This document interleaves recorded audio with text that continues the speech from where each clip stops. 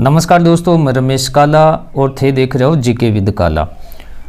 कक्षा 12 हिंदी साहित्य को जो अपनो पेपर होगा 10 अप्रैल ने बी पेपर के लिए मैं थाना most important question plus revision करवा रहा हूँ। जो मैं थाना क्वेश्चन दे रहा हूँ वह क्वेश्चन लास्ट तक जरूर समझ के जानो है, देख के जानो है। कई क्वेश्चन ये अपना आपको रिवीजन भी हो जाएगा और परीक्षा की बेहतर तैयारी हो जाएगी। तो वीडियो लास्ट तक देखो, चैनल ने सब्सक्राइब कर लो। पहला है लघु कथा शेर में शेर किसका प्रतीक है। तो शेर एक ऐसी व्यवस्था का प्रतीक है जो प्रलोभन एवं हिंसा के बल पर पूरे जंगल समाज में वो व्याप्त है। लघु कथा शेर में शेर को किसका समर्थक बताया। तो शेर अहिंसा और अस्तित्ववाद का समर्थक इसको बताया है। साझा कहानी का प्रतीकार्थ क्या है। पूंजीपतियों की नज़र उद्योगों एवं एकाधिकार करने के बाद किसानों की जमीन पर यह साझा कहानी का प्रतीकार्थ है। मिल मालिक ने दोगुना उत्पादन करने के लिए क्या किया। तो मिल मालिक ने दोगुना उत्पादन करने के लिए मजदूरी आधी कर दी और दोगुनी मजदूर रख लिए। गधे ने शेर के मुंह में जाने का क्या कारण बताया। गधे ने बताया कि शेर के मुंह में घास का मैदान है और वहां मुझे घास मिलती रहेगी। असगर वजाहत के दो नाटकों के नाम लिखिए। तो असगर वजाहत के दो नाटकों के नाम इन्ना की आवाज़ और फिरंगी लौट आए।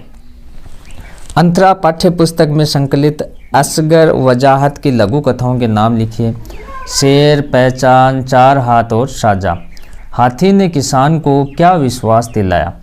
तो हाथी ने किसान को छोटे जानवरों से खेती की रक्षा का विश्वास दिलाया। पहचान कथा में राजा की सफलता का राज क्या है। यही कि अंधी बहरी गूंगी प्रजा एकजुट न हो पाए, प्रलोभन के आधार पर बुलावे में रहे।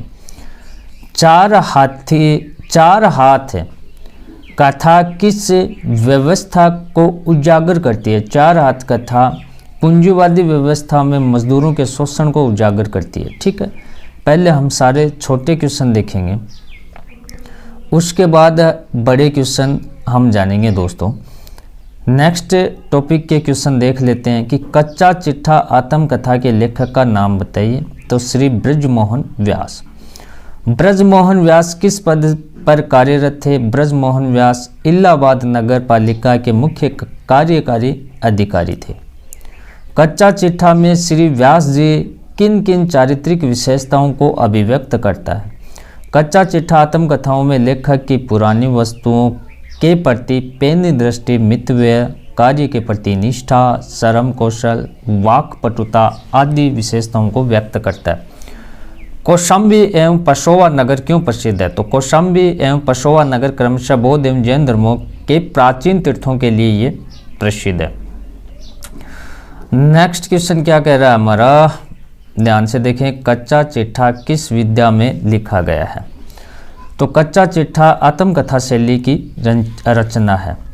आत्मकथा और जीवनी में अंतर स्पष्ट कीजिए। आत्मकथा में लेखक समय के जीवन के घटित घटनाओं का पूर्ण ईमानदारी से वर्णन करता है, जबकि जीवनी में लेखक किसी प्रसिद्ध व्यक्ति द्वारा देश समाज के लिए किए गए कार्यों का वर्णन करते हुए लिखा जाता है।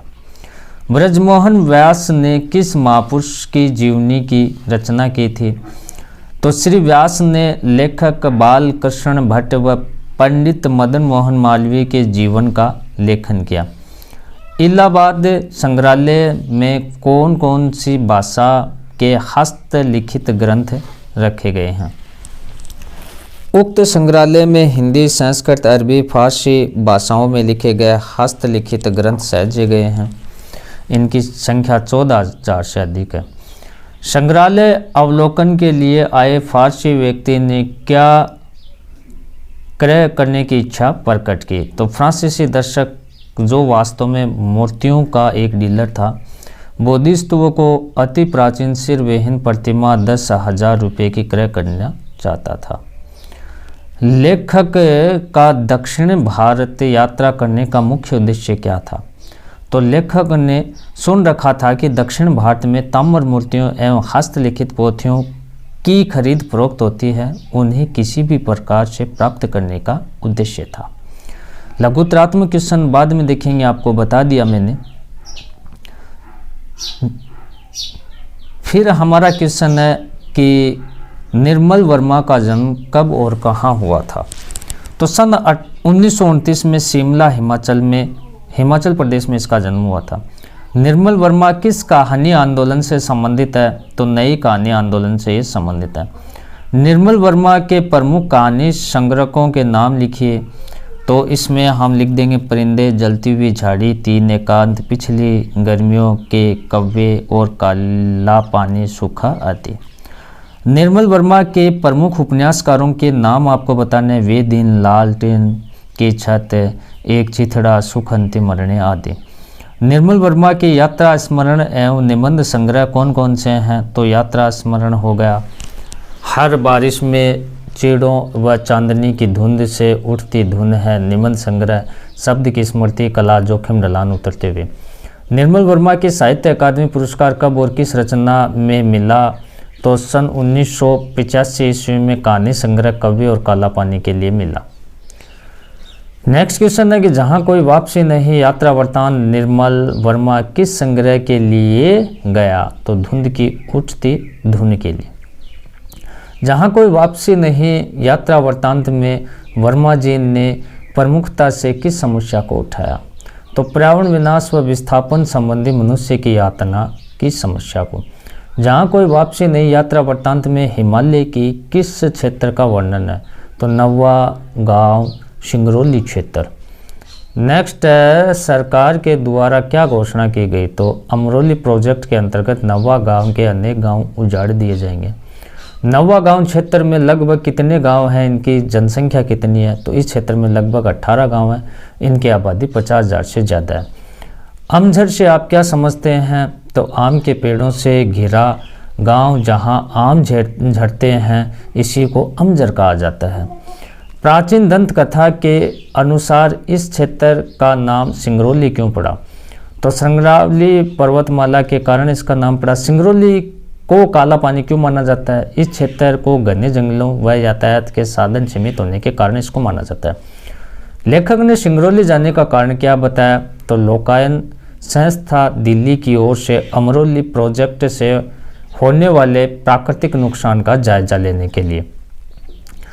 आधुनिक भारत में नए शरणार्थी किन्हें कहा गया, तो आधुनिक भारत में नए शरणार्थी वे हैं जो औद्योगिकरण के झंझावत द्वारा अपनी घर जमीन को उखाड़कर हमेशा के लिए विस्थापित कर दिए गए। इसकी ज़मीन सरकार के अधिकृत कर ली गई। ये लोग अब अपने घरों को, अपने मूल स्थान को कभी नहीं लौट सके। लेखक के अनुसार स्वतंत्रोत्तर भारत की सबसे बड़ी ट्रेजेडी क्या है। लेखक के अनुसार स्वतंत्रोत्तर भारत की सबसे बड़ी ट्रेजेडी है कि हमारे सत्ताधिकारियों का ध्यान प्रकृति, मनुष्य, संस्कृति के बीच नाजुक संतुलन नष्ट होने से बचाए रखने की ओर नहीं, यही ट्रेजेडी है। तो इस प्रकार से ये बड़े क्वेश्चन आ गए। फिर बड़े क्वेश्चन हम नेक्स्ट वीडियो में डालेंगे, पहले सारे छोटे देखते हैं फिर बड़े देखते हैं। प्रयास रहता है कि आपका पेपर अच्छा सा जाए, सभी क्वेश्चन आप करके आएँ।